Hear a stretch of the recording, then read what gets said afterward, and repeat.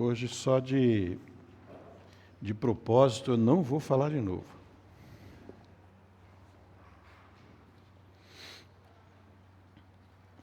Que bom que você veio para esse tempo de louvor, de adoração ao nome do nosso Deus. E que bom que estamos como igreja do Senhor, reunidos para esse tempo de exaltação e de aprendizado, edificação das nossas vidas na palavra do Senhor. Eu quero convidá-los, eu vou fazer a leitura, primeiramente no Evangelho de Lucas, no capítulo 1, do verso 26 até o verso 38.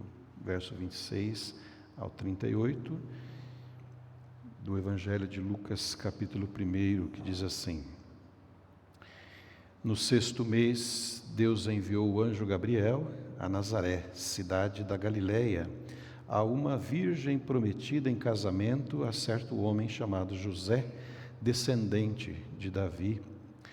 O nome da virgem era Maria.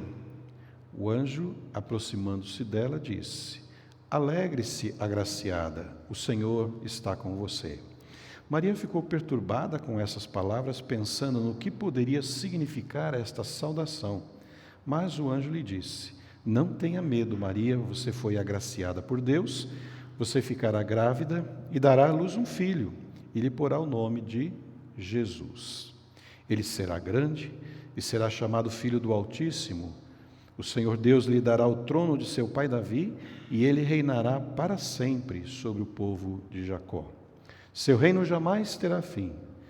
Perguntou Maria ao anjo: Como acontecerá isso, se sou virgem?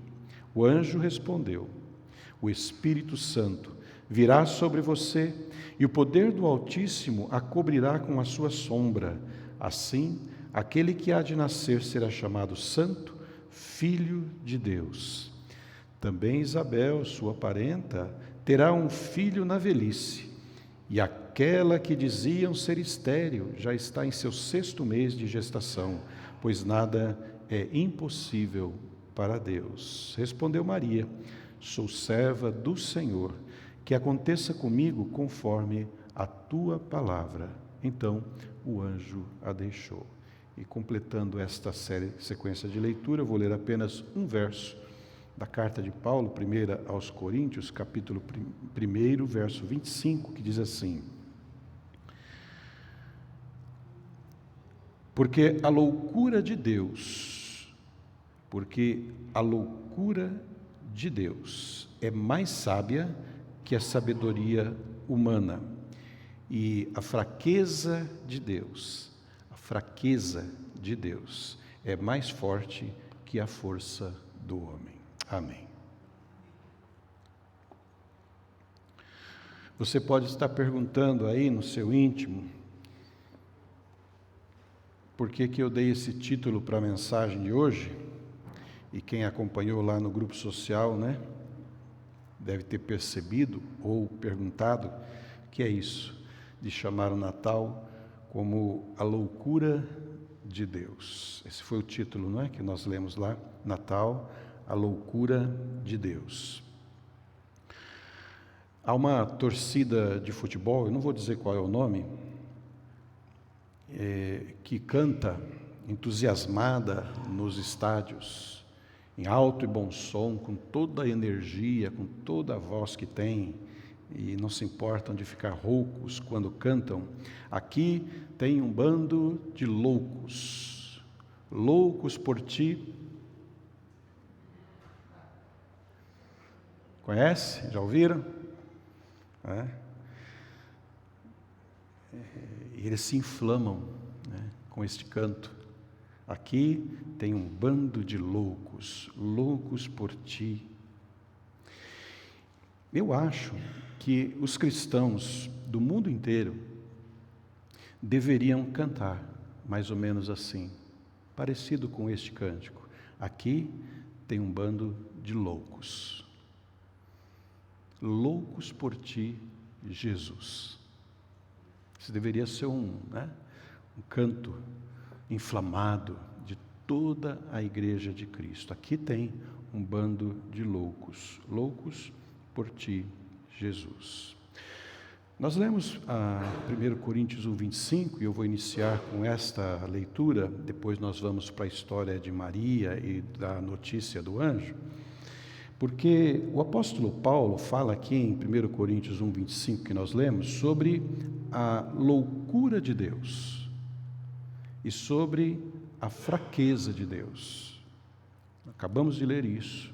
Então você vai perceber que eu não estou tão louco em dizer o que eu estou dizendo sobre a loucura de Deus e que a igreja deveria ser, na verdade, considerada louca. Então Paulo está fazendo esta referência à loucura e à fraqueza de Deus. Na verdade, o que Paulo está fazendo aqui nesse texto é ironizando os sábios e os eruditos daquela época, da sua época, que achavam, os sábios, os eruditos, achavam uma loucura acreditar que Deus entraria neste mundo em carne e osso, passaria por tanta humilhação e morreria numa cruz. Então, na sabedoria humana, no conceito humano, isso é insano. É impossível. E não estamos falando de um tempo presente, mas no tempo de Paulo. Por isso ele está ensinando nesta sua carta que isso já acontecia naquela época. Se você volta um pouquinho antes da fala de Paulo, ele está tratando em todo esse trechinho aqui sobre isso. Nos versos 21 e 22, Paulo diz que o que está fazendo em sua loucura, ele afirma diante dos sábios, dos eruditos, o que é que Deus está realizando através dessa loucura dele. E ele diz lá nos versos 21 e 22, ele está salvando aqueles que creem, Deus está salvando aqueles que creem por meio de quê? Qual o instrumento que Deus está usando? A loucura da pregação. Paulo está dizendo isso lá no verso 21, você pode conferir depois. Deus está salvando pessoas por meio da loucura da pregação. Está aqui um louco pregando uma palavra louca. É isso que Paulo está dizendo. E ainda fica mais claro quando ele diz assim, os judeus pedem sinais. E aí ele vai deixando mais claro. Por quê? Porque os judeus andavam atrás de Jesus pedindo sinais para nós crermos. Faz um sinal. Lembra que ele disse, nenhum sinal mais será dado? Fiquem tranquilos que eu não vou ficar dando um sinalzinho para você falar, agora vi que é você mesmo, né?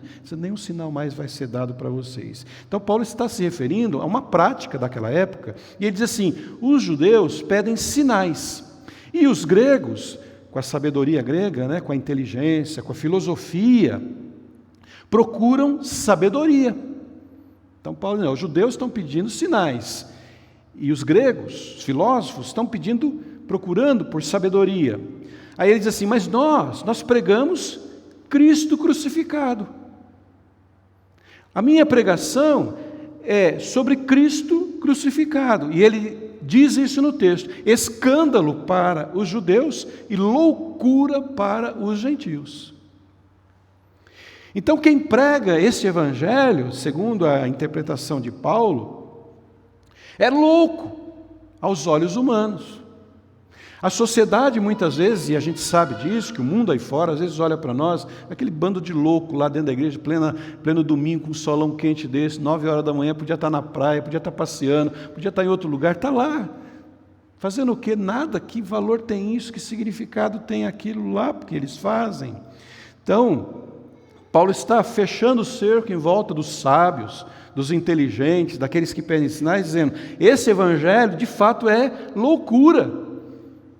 Mas Deus faz isso por meio disso que vocês tratam como loucura. Então o contexto desta fala de Paulo, de que a loucura de Deus é mais sábia que a sabedoria humana, era porque a sua mensagem era proclamada a respeito de um ponto específico da vida humana, que era o Cristo crucificado que chegou, que veio, a sua encarnação, depois da sua morte na cruz, ele diz isso lá no verso 23 do capítulo 1, e isso na perspectiva da sabedoria humana, é muita fraqueza para ser uma ação de Deus, do divino, um ser celestial, que formou a terra, que deu vida a tudo isso que a gente vê na natureza, os céus, o mar. Como que um Deus tão grande, Criador de todas as coisas, pode parecer tão fraco, vindo para esse mundo em forma humana, encarnando numa criancinha, nascendo num lugar sujo, imundo, ser visitado não pelos reis, nem pelos sacerdotes, mas ser visitado por pastores do campo. É fraqueza demais para Deus. E Paulo assegura: o que vocês chamam loucura de Deus é mais poderosa do que vocês pensam. É isso que Paulo está dizendo na sua palavra. Vocês podem chamar isso de loucura, mas vocês não imaginam o quanto essa loucura de Deus é muito mais forte do que a sabedoria que vocês acham que têm para definir como Deus deve fazer as coisas. Porque era isso que os filósofos faziam na época, né? Eles tinham um conceito filosófico da maneira como Deus tinha que realizar as coisas. Os judeus também queriam, não é? Lembra que Jesus, quando entra, a sua entrada triunfal em Jerusalém, os judeus achavam que ele vinha para tomar o poder, para depor o governante e assumir o poder e governar a nação. E aí ele morre na cruz. É muita fraqueza para Deus.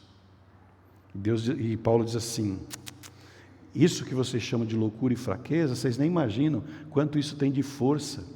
E Deus, na sua força, humilhou vocês na sua inteligência humana e na sua sabedoria humana. O nascimento de Jesus, Filho de Deus, a sua humilhação e crucificação podem então ser manifestações de loucura de Deus aos olhos humanos. E nós somos um bando de crentes loucos aos olhos humanos. Mas diante de Deus, palavra de sabedoria. Somos mais do que vencedores por meio deste que nos amou e enviou o seu Filho. Natal, então, se a gente pensar aos olhos humanos dos filósofos, né, dos judeus, a loucura de Deus, ele de fato comete um ato pelos olhos humanos, pela sabedoria humana, um ato de loucura. Olha o que Deus faz. Vamos lá para o texto de Lucas, né, capítulo 1. Deus escolheu uma menina, adolescente.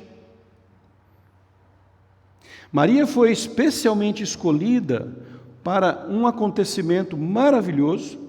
Um anjo desceu do céu para dar a ela uma notícia assombrosa e ao mesmo tempo maravilhosa. Isso nós lemos aí nos versos 28 e depois lá no 30 e 33. Nós lemos assim, né? O anjo, aproximando-se dela, disse: alegre-se, agraciada, o Senhor está com você. E aí no 32, né? No 30 até o 33, né? Que ele diz assim: não tenha medo, Maria, você foi agraciada por Deus, você ficará grávida e dará à luz um filho e lhe porá o nome de Jesus. Ele será grande e será chamado Filho do Altíssimo, o Senhor Deus lhe dará o trono de seu pai Davi, e ele reinará para sempre sobre o povo de Jacó. O seu reino jamais terá fim. E assim ele segue explicando para Maria o que é que vai acontecer a partir daquele momento em que ela foi selecionada a dedo por Deus.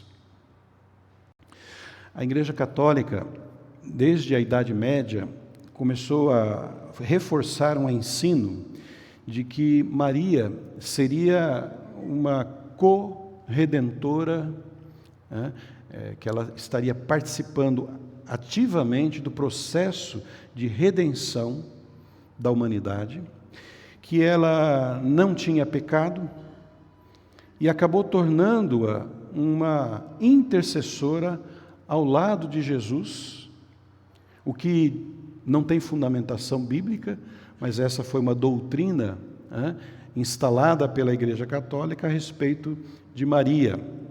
E ela se tornou então uma intercessora, as pessoas vão até ela, e falam com ela para ela falar com Deus, como se ela estivesse lado a lado com Jesus, nesse páreo aí da redenção da humanidade. Claro que não é dessa forma que cremos, mas mesmo assim nós não devemos deixar de reconhecer o papel importante que Maria realizou na história da encarnação do Filho de Deus. E aí o texto vem explicando para nós, eu vou dar apenas algumas luzes, relembrar alguns dos fatos que nós acabamos de ler, para a gente fazer essa análise e compreender como é que Deus age na sua insanidade, segundo a visão humana, segundo a sua loucura, como é que Deus vem a este mundo, entra, invade esse mundo, essa terra, e se torna humano no nosso meio. Então, a primeira coisa que a gente observa no texto é onde? Lucas diz, o Evangelho, que Deus enviou o anjo Gabriel, então o anjo desceu do céu e veio para a terra, e quando ele chega na terra, ele não vai lá no templo, onde está presente toda a estrutura religiosa da nação. Lugar onde Deus costuma se manifestar é no templo. Seria talvez uma lógica pensar que Deus mandaria um anjo lá no templo falar com o sacerdote, com os líderes religiosos, ou descer em forma de uma nuvem, como ele fez lá no tabernáculo, com o povo de Israel, no templo construído por Salomão, descendo como uma nuvem, tomando conta daquele lugar, dizendo assim: eu cheguei, eu estou presente. Mas não é desta forma que ele se manifesta. O anjo desce do lugar mais exaltado, que é o céu, a presença, o lugar da habitação de Deus, para um lugar mais humilde da terra, um dos lugares mais humildes da terra. E a gente ouve falar da cidade, desconhecida, pequena, pobre. O próprio chamado de Jesus para um dos seus discípulos, ele vem e diz assim: alguma coisa boa pode vir de Nazaré? Tão insignificante, todo mundo sabia que era uma cidade pequenina, que não tinha valor, não tinha menção nenhuma, não era notícia. E aí Deus vem do alto dos céus, fala com o anjo, manda ele descer aonde? Em Nazaré. Em Nazaré. Loucura de Deus? Aí a gente tem o quem, O anjo também não se dirige a uma pessoa nobre, a um sacerdote no templo, a um especialista em Bíblia, um teólogo, com currículo extenso. Deus não se manifesta para nenhuma destas pessoas, mas Ele vem e procura uma adolescente comum da cidade. Dizem os estudiosos, fazendo as contas, que ela teria aí cerca de 14 ou 15 anos, que era a idade em que as jovens começavam a se preparar para o casamento. Uma jovem, adolescente de 15 anos, escolhida por Deus para se tornar a mãe de Jesus. Loucura de Deus. E aí tem um encontro do anjo com Maria.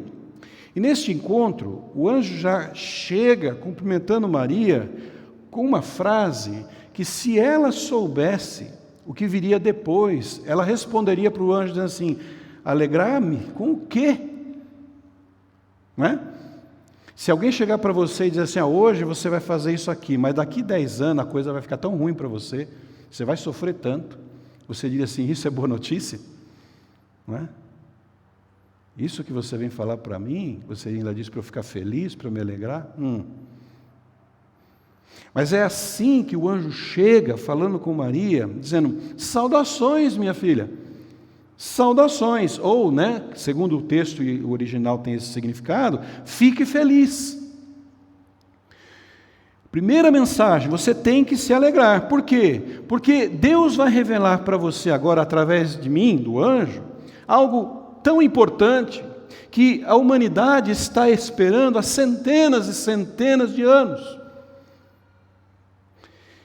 E aí ele vai detalhar, nós acabamos de ler, como vai acontecer esse episódio, o que vai acontecer com Maria, como esse processo todo vai acontecer. Mas o que nos chama a atenção, e eu gostaria de, mais uma vez, eu estou frisando aqui, loucura de Deus, é Ele tornar possível o encontro de um anjo com uma mulher adolescente, que estava se preparando para casar, que estava noiva, prometida, quem sabe já fazendo a compra do seu enxoval, e aí vem Deus com um anjo, estraga tudo, e diz assim, fica feliz. E aí o anjo diz para Maria, fique feliz, porque alguma coisa vai acontecer, Deus mandou trazer uma boa notícia para você. E ela diz, o que vai acontecer? Como é que vai ser isso? Não é? Ela pergunta para o anjo. E aí tem toda essa conversa de Maria com o anjo Gabriel.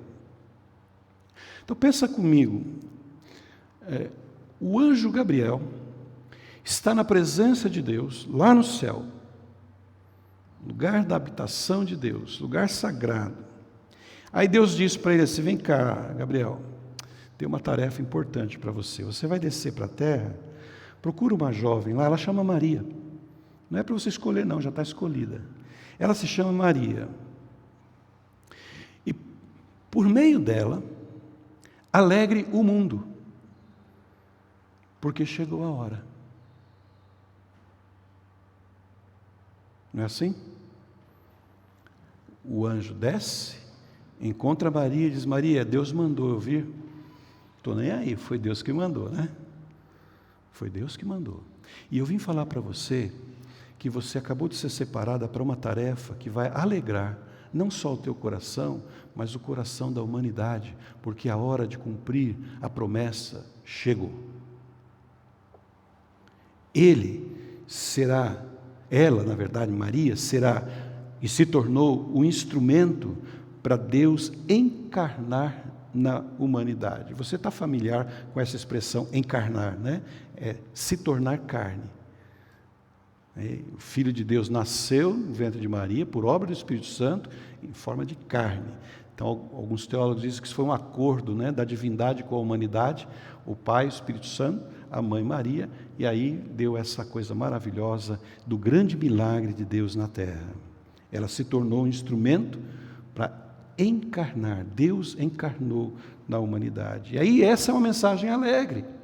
Você não se alegra de hoje a gente trazer essa boa nova para você e dizer assim, olha, eu queria dizer para você, se você conhece, aí se você já conhece, relembra, que Deus enviou o seu Filho, esse é evangelho puro, Deus enviou o seu Filho, João 3,16, para que se você crer nele, não pereça, mas tenha vida eterna. Ele veio para isso. E ele acabou de chegar, Maria. Ele está vindo aí. O precursor, o último profeta, já está em fase de gestação. João já estava 6 meses na barriga de Isabel. E disse, olha, já está chegando. O precursor, o último dos profetas, João Batista, já está sendo preparado para anunciar a chegada do Messias. E ele está vindo atrás. Ele está vindo atrás. Como é que Maria responde a esta ação de Deus? Porque é evidente que Maria está processando essa notícia, Tudo está acontecendo de uma forma muito rápida e intensa. Então ela faz essa pergunta para o anjo, como é que será isso, se eu sou virgem? Você disse que eu vou ficar grávida, mas eu não tenho relações com o homem, eu nem casei. Aliás, isso naquela época era mais verdadeiro, irmãos? Hoje as coisas estão mais difíceis dessa afirmação, Mas Maria dá essa notícia, essa resposta para o anjo, mas ela faz uma pergunta. Como é que isso vai acontecer? E é uma pergunta natural, porque esse evento, esse novo acontecimento para a sua vida, vai mudar toda a sua estrutura. Mas vejam bem que aqui ela não está fazendo como, por exemplo, fez Sara, esposa de Abraão, que riu da promessa de Deus quando ele disse que Sara iria ter um filho ainda na sua velhice. Conhece a história, Quando Abraão recebeu a notícia, ela estava lá atrás da porta, ouviu e falou, duvido, eu com essa idade ter um filho, já pensou? E Deus está dizendo para Maria, não é só você não, Maria, você é novinha, 16 anos, está na flor da idade, mas tem uma pessoa lá que é velhinha já está no fim da idade, e ela vai ter um filho, João Batista vai vir aí também. Loucura de Deus. Ela não fez, por exemplo, também como Zacarias, lembra da história de Zacarias, quando recebeu a notícia? Colocou em dúvida, por isso ele ficou mudo. Aliás, né, se nós todos tivéssemos dúvidas e expressássemos dúvidas sobre a promessa de Deus, muita gente ia ficar muda por muito tempo. E que ela não duvidou. Tudo o que precisava era de mais informações, ela queria saber mais. Por isso que o anjo, sem questionar, sem nem chamar a atenção dela, Maria, você está duvidando? Ele entendeu que o que ela queria era saber mais, tanto é que ele vai explicar, descerá sobre ti o Espírito Santo. Então o nascimento desta criança ocorrerá de uma forma milagrosa e acontecerá pelo poder do Altíssimo, ação exclusiva do Espírito Santo enviado por Deus. Maria então entende esta notícia, se submete ao plano de Deus e traz uma afirmação bonita ao final do texto, no verso 38, uma afirmação de fé, de confiança, de esperança em Deus. Ela diz assim, submissa, eu sou a serva do Senhor, que aconteça comigo conforme a tua palavra. Veja que ela não disse assim, tá bom, dá para fazer, mas vamos mudar um pouquinho esse negócio, desse jeito parece que não vai ficar legal. Ela não questionou o anjo ou a notícia, ela não duvidou, ela se expôs diante da presença do Senhor, dizendo, que aconteça comigo conforme a tua palavra. Talvez esse seja um comportamento que deveria ser natural de todo cristão, que é chamado por Deus para ministérios, para desenvolver a obra, para deixar Deus atuar através de você, dizer, eu sou servo do Altíssimo, faça comigo conforme a tua vontade, conforme a tua palavra. Esta foi uma declaração de fé, confiança de Maria em Deus. Como eu disse agora há pouco, ela não sabia o que a esperava. Ela não tinha uma bola de cristal para olhar para o futuro e dizer, já estou vendo lá na frente o sofrimento do meu filho e eu vou sofrer junto com ele. Eu vou ter que ficar lá aos pés da cruz, vendo o meu filho morrer. Uma morte terrível. E a gente sabe como é o coração de uma mãe, né? Diante do sofrimento do filho. Mas ela não tinha ainda esta notícia. Ela viveria e passaria por momentos de tristeza, de angústia, mas ela se entregou totalmente ao Senhor como um instrumento no cumprimento dos planos divinos de trazer ao mundo um Salvador, Jesus Cristo. E você só está aqui hoje? Nós só estamos reunidos aqui hoje como igreja de Cristo Jesus por causa disso. E, por fim, quando o anjo ainda estava explicando para Maria, às vezes eu digo assim, né, que a gente faz a leitura de alguns textos e a gente passa tão rápido por eles e não percebe o que a gente está lendo. Nós acabamos de ler, né, este texto e talvez algumas notas passaram batido na leitura e a gente não observou.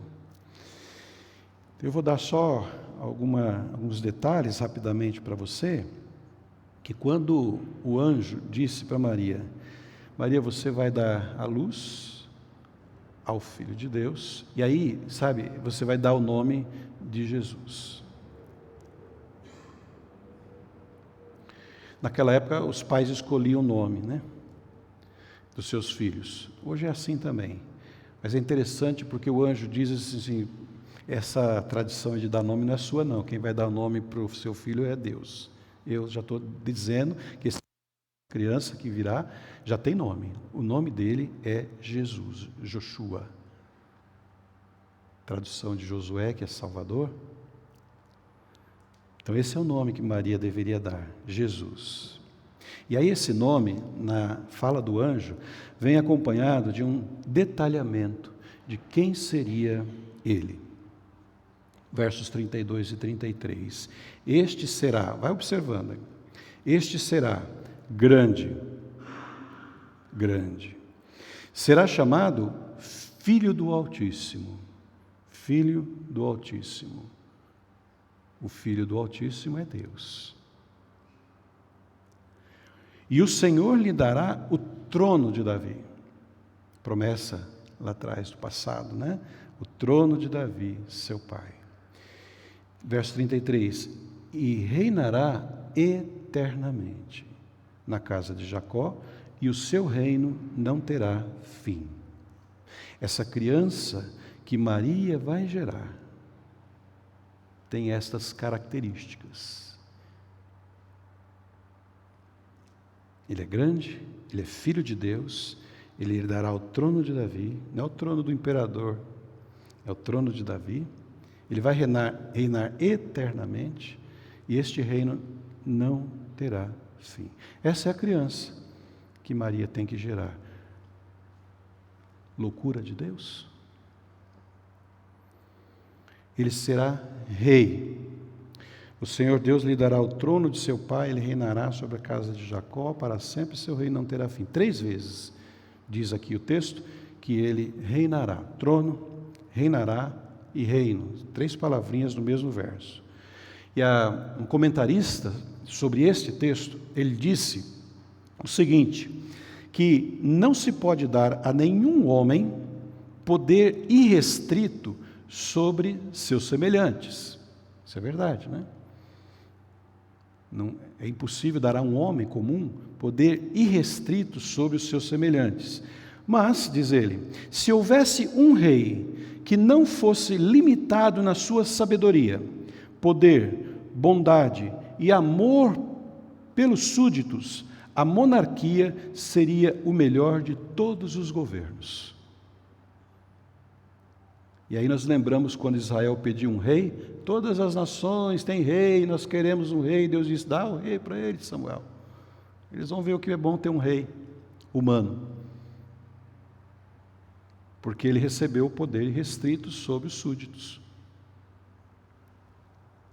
E aí ele complementa, o teólogo, ele complementa dizendo assim, se tal governante pudesse governar o mundo sem fraqueza, sem loucura, sem pecado, então nenhuma pessoa sábia e humilde iria querer a democracia novamente. Se Deus estivesse no governo, quem é que vai querer o governo democrático? Eu quero o rei Jesus reinando sobre a minha vida. Diz que ele é santo. A criança que nascer será chamada santo. Isso deve renovar a nossa esperança, a esperança da igreja, de que ele vem com esta autoridade dada por Deus para morrer pelos nossos pecados, como o Cordeiro de Deus, sem pecado, sem mácula. Filho de Deus, dispensa comentários. Deus enviou o seu único filho para morrer, não é assim? João 3,16. Unigênito, para morrer pelos nossos pecados, para que tenhamos vida e vida eterna. E por último, na sua fala, o anjo disse que esse reinado do Filho de Deus é o reinado que durará para sempre. Sabe o que ele quis dizer com isso? Não tem substituição de rei. Você lembra na história de Israel? Vinha um rei, matava, vinha outro fazer errado, depunham ele, vinha outro rei, substituição de reis e reis em Israel, em Judá. Ainda, né, nossa era, quantos reis surgiram, até hoje em alguns países mantêm aí os seus reinados, reis que morrem, são substituídos pela geração seguinte, mas aí Deus está falando através do anjo, dizendo assim, vocês vão receber o Filho de Deus, que vai reinar eternamente, aqui e lá. Não tem substituição, ele não vai transferir o reinado, ele vai assumir esse reinado para sempre e sempre. Portanto, a salvação que ele traz também é para sempre àqueles que creem. E eu concluo essa palavra, irmãos, que é mais uma recordação da história de Deus entrando na humanidade para resgatar, para redimir o pecador, dizendo para você que, numa frase, o nascimento de um ser imortal, sem um pai humano, por uma intervenção divina, é um dos maiores milagres, ou se não, o maior dos milagres que Deus poderia realizar na face da terra. Loucura loucura de Deus para muitos, mas para nós, como disse Paulo, salvação. Para nós, salvação. E para sempre, para sempre.